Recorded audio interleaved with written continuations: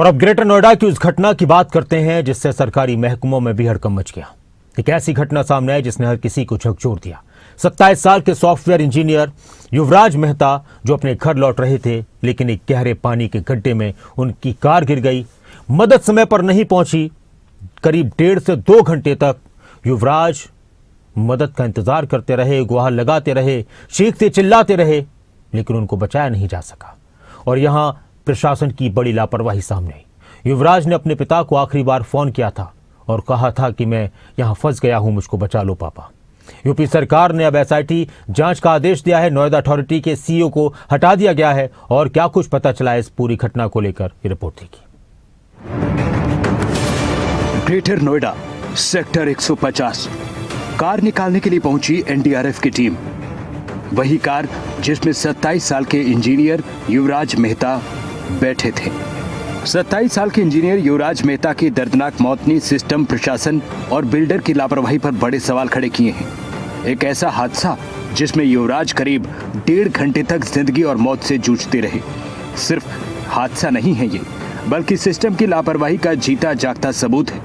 एक इंजीनियर, एक बेटा, एक परिवार की उम्मीद भरे पानी में डूब गई।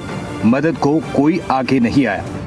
27 साल के सॉफ्टवेयर इंजीनियर युवराज की कार बेकाबू होकर इस खड्डे में जा गिरी। हादसा शुक्रवार देर रात करीब 12:15 बजे हुआ। युवराज अपनी कार से घर लौट रहे थे। सड़क का मोड़ आया, उनकी कार सीधे निर्माणाधीन साइट के पानी से भरे बेसमेंट में जा गिरी। गड्ढा गहरा था। कार गिरते ही युवराज किसी तरह बाहर निकले, ऊपर चढ़कर मदद की गुहार लगाई। परिवार को फोन किया, पिता से बात हुई। पापा, कार गड्ढे में गिर गई है, मुझे बचा लो। युवराज ने अपने पिता को आखिरी कॉल यही कहकर काट दी थी। मोबाइल की टॉर्च जलाकर लगातार इशारा करते रहे। 90 मिनट तक युवराज जिंदा रहे, चिल्लाते रहे। कोहरा, अंधेरा, लापरवाही उनकी आवाज पर भारी पड़ गई। आरोप है कि प्रशासन देर से पहुंचा। परिवार का आरोप है कि मौके पर मौजूद लोग वीडियो बनाते रहे, तुरंत बचाने की कोशिश नहीं की गई। युवराज की मौत को लेकर पोस्टमार्टम रिपोर्ट आई है। मृत्यु का कारण दम घुटना बताया गया है। फेफड़ों में करीब 3.5 लीटर पानी भरा पाया गया। शरीर पर ज्यादा दबाव बढ़ा, हार्ट फेल हो गया। पुलिस ने 2 बिल्डरों के खिलाफ एफआईआर दर्ज की है। आरोप है कि निर्माणाधीन साइट पर सुरक्षा मानकों की पूरी तरह देखी की गई। नोएडा अथॉरिटी ने पूरे मामले में एक्शन करते हुए एक जूनियर इंजीनियर को सस्पेंड किया है। कई अधिकारियों को नोटिस जारी किया है। नोएडा प्राधिकरण के अधिकारी युवराज की मौत पर देखिए कैसे चुप्पी साथ लेते हैं। कहाँ से आता है? नाले में सोसाइटी से आता है। कवर भी नहीं है, कवर्ड नहीं है सर, ये नाले का पानी है। ये नाले का ही पानी तो गया है गड्ढे के अंदर। नाले की सफाई जब आप कर रहे हैं, सर आप सिर्फ एक सवाल का जवाब दे दीजिए। ये पानी क्या इसी नाले से अंदर गया है, कहीं और से यहाँ आता है? ये पानी कहाँ से आया है? ये पानी कहाँ से आया? ये इसी नाले से आया है या कहीं और से आया? ये पानी इसी नाले का है। इसी नाले का क्यों? मामले ने तूल पकड़ा तो प्रशासन हरकत में आया है।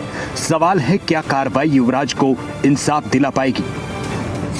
नोएडा प्राधिकरण के सीईओ डॉक्टर लोकेश एम को हटा दिया गया है। 2 बिल्डर कंपनियों के खिलाफ एफआईआर दर्ज हुई है। सीएम योगी के निर्देश पर घटना की जांच के लिए 3 सदस्य एसआईटी बनी है। मंडलायुक्त मेरठ के अलावा ADG zone Meerut, chief engineer PWD भी एसआईटी में शामिल है। 5 दिन में जांच रिपोर्ट सीएम को सौंपी जाएगी। यह एक ऐसी घटना है जिसने सिस्टम की संवेदनहीनता पर बड़ा सवाल खड़ा किया है। 27 साल का सॉफ्टवेयर इंजीनियर युवराज मेहता जो जिंदगी की भीख मांगता रहा, लेकिन सिस्टम तमाशबीन बना रहा। इस मौत पर सवाल भी है, गुस्सा भी है और जांच का भरोसा भी। दुख का कारण है और चिंता का कारण भी है कि सभी व्यवस्थाओं के बावजूद हम लोग उस युवा को नहीं बचा पाए। ये चिंता का विषय है। जो जिस तरह से हमारे भाई की जान गई है, हमें अफसोस है और इस घड़ी में हम उनके परिवार के साथ हैं। और जिस मदद पहुंचने में जो देर हुई है, ये कहीं ना कहीं व्यवस्था पे सवाल खड़ा करती है।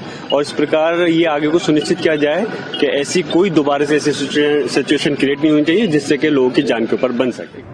परिवार का साफ आरोप है कि हादसा नहीं, लापरवाही से हुई मौत है। परिवार का कहना है कि अगर प्रशासन वक्त पर चेतावनी देता, रेस्क्यू में देरी नहीं होती तो युवराज की जान बच सकती थी। आज युवराज नहीं है, लेकिन उनकी मौत ने सिस्टम को कटघरे में खड़ा कर दिया है। ब्यूरो रिपोर्ट, खबरें अभी तक।